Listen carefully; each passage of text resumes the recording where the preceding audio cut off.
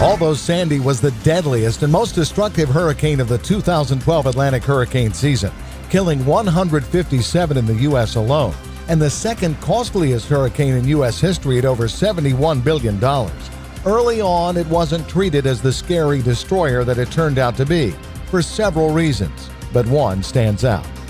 After losing the designation of hurricane, for many, Sandy lost the gravity that went with that classification as a perceived threat, and that led many people in the storm's path to take it less seriously than they should have.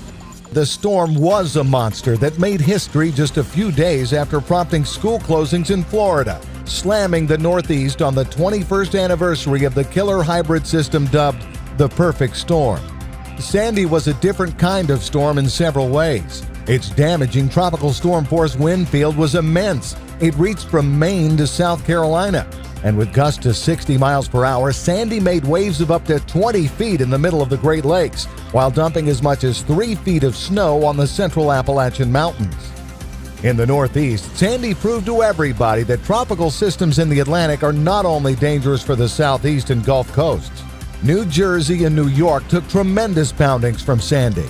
From wind that knocked over 100-year-old trees, to storm surge that destroyed houses and not only flooded coastal towns, but also hammered the biggest city in the nation.